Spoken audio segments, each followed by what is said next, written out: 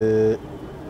Kizza Besigye team or the individuals, Dr. Besigye and Obed Lutale, but for the entire country and for our jurisprudence, this is a terrible, terrible decision. It's a terrible precedent. Aside, away from the rights of Dr. Kizza Besigye and Obed Lutale, for the jurisprudence of this country, it's a terrible one, because it has upset our jurisprudence on the right to bail, more or less having an effect of overturning the foundation of our Constitution and the foundation, or rather the bedrock of our criminal justice system. That is the presumption of innocence. In other words, the judge has condemned Dr. Kizza Besigye before trial, because you cannot allege that he committed offenses in Greece, in Switzerland, in Kenya, and that this is a grave offense, and therefore he's likely to interfere with the sureties or the investigations without any scintilla of evidence, so without the state coming up with the, comparing evidence to that effect. This is really very, very disturbing. It's baffling. The reasoning advanced even defeats logic. Dr. Besigye, and in the judgment you have heard, she has severally quoted Dr. Besigye's cases where he has previously been charged with the same offenses: treason, terrorism, rape, and what not. And these are all grave offenses. And in all those offenses, he was admitted to bail. So what is so exceptional about this particular charge? It's, we are even short of words, because the cases she has been referring to, where Dr. Besigye was charged with the same grave offenses, he was admitted to bail. And she has recognized that actually he never jumped bail. And in all those cases, he never interfered with the sureties or the investigations, rather with the witnesses. He never in any way or at all interfered with the investigations. She has also recognized the fact that he has been on remand for over 120 days. And the investigations have not been concluded, and they have not even made any summary of the case to be presented to the High Court for trial. In other words, actually there is nothing that is going on as far as investigations are concerned. The time they have had since 16th November last year was sufficient for them to conduct the investigations exhaustively and assemble whatever they wanted to present before court for trial.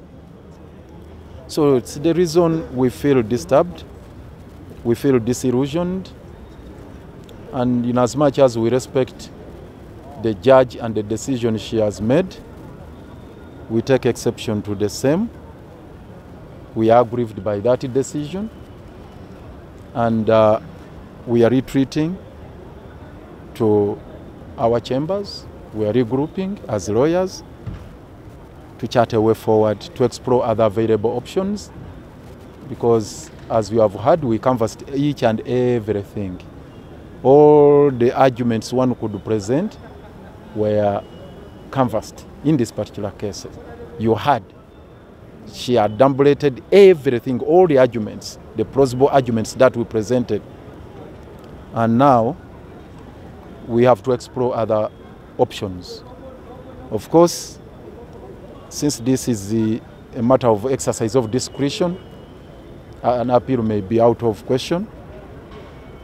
There are precedents to that effect, that a decision in exercise of the High Court discretionary powers may not be amenable to appeal. So it may not be appealable as of right, or in any way. But there are other options under the law which we are trying to explore. From here we are going to have a meeting and see the options available, including seeking for redress from other jurisdictions away from here, including the East African Court of Justice and others, which I may not mention here. But now, decision yeno etwewunyisiza nnyo oba ensalawo y'omulamuzi si ya mateeka. Eno si ya mateeka, ebyamateeka byonna tubiwangudde. Era nga bwe muwulidde bwannyonnyodde, ground zizo n'ez'amateeka tuziwangudde. Ground gye tuluuzinze yeri political, era gyatasobodde na kunnyonnyola. Kubanga mu kyamateeka agambye Dr. Besigye bamuggulako emisango egyo gyonna gye gimu nga gino lubereberye. Bamuggulako emisango gya treason oba okulya mu nsi olukwe si gwe gusoose. Bamuggulako emisango gya terrorism ekyobutujju, ne bamuggulako n'ogwa rape. Gye misango eminene gisingayo mu Uganda. Naye gy'emisango egyo gyonna ne bamuwa bail, era ekyakikkiriza. Ndowooza emirundi gyakwotinze keesi ya Dr. Besigye mugiwulidde. N'addamu era n'agamba nti era ne bamuwanga bail, obukwakulizo bwonna bwe bamuwanga yabutuukirizanga. Teyadduka, teyakola ki, n'abeerawo, era tebamusingisangako musango na gumu. Ne gye bamuwa bail gyonna gwakyaliko ku Buganda Road era n'akomawo. N'agamba abashuriti bonna bali substantial. N'agamba naye yennyini alina permanent place of abode. Naye yennyini muntu wa buvunaanyizibwa Dr. Besigye Norbert Lutale. Naye n'amaliriza nga agamba naye yadde ebyo byonna weebiri, naye olw'obunene bw'omusango ayinza okutoloka oba ayinza okutaataaganya okunoonyereza. Naye ng'akimanyi bulungi nti n'emisango gye bamuwaako bail before gy'abadde akwotinga bamuwa bail era teyataataaganya bujulizi. Mu nkola yaffe ya criminal justice system, actually ya justice mu Uganda n'ensi yonna, omusango omukadde gwe gusala omupya gye tuyita precedent. Kakati abadde alina okugoberera ensala enkadde ate ng'eri ku Dr. Besigye yennyini naga ono yennyini ye yaleeta precedent egamba nti omusango naye guba munene mutya omuntu afuna bail.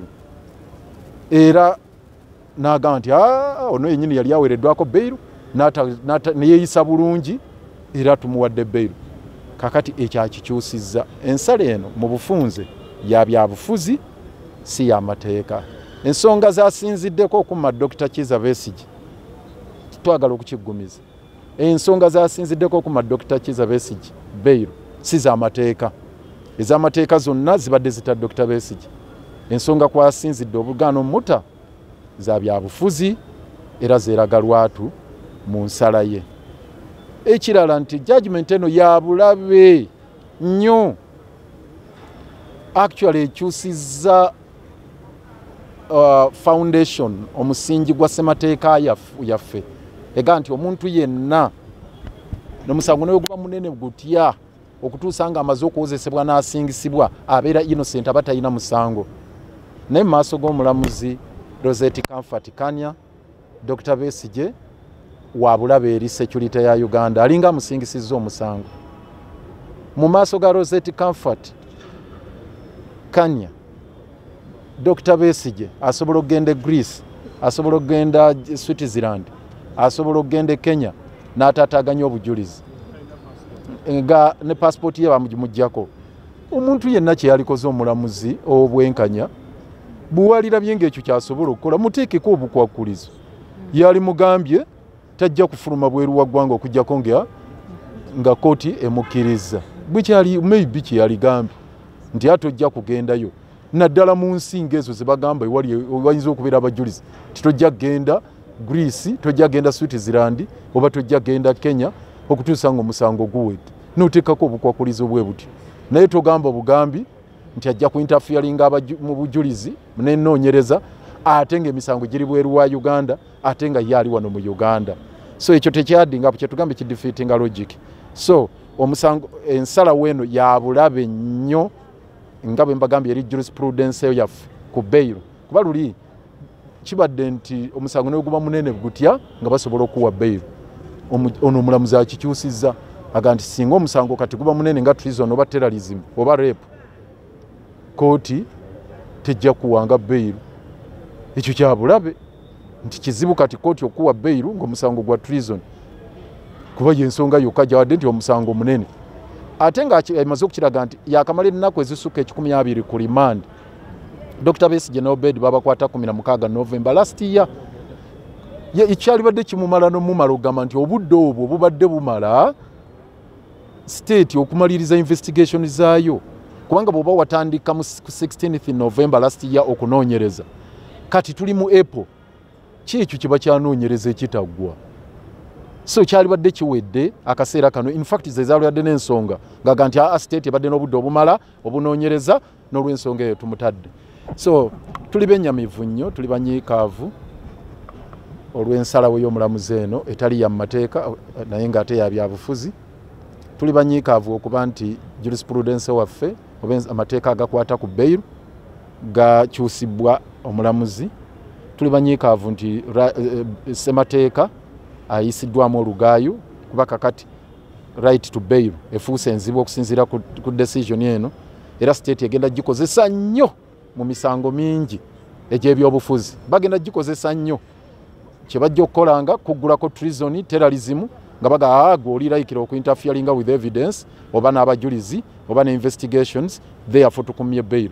So eno judgment egenda kutusiba ffenna egenda kusiba bangi ab'ebyobufuzi ya bulabe nnyo n'olw'ensonga eyo tulina okugirwanyisa si lwa ku Dr. Besigye yekka ye muvumu nga bwe mulabye naye tulina okugirwanyisa nga tetukomye wano wokka Uganda. Tugenda kuddayo okutuula era oluvannyuma tugenda kufuna meeting tusalewo butya bwe tunoonya ku bwenkanya obutuweebwa mu mateeka ag'ensi yonna kuba tebikoma wano Uganda. Waliwo kooti ya East Africa, waliwo kooti y'olukalu lwa Africa, waliwo ne kooti endala. So tugenda kutuula tulabe bwe tufuna obwenkanya ewalala yadde nga na wano tukyagenda mu maaso n'olutalo lwe lumu naye tulina okufuna justice ebweru wa Uganda mu jurisdictions endala. Thank you very much, Councillor.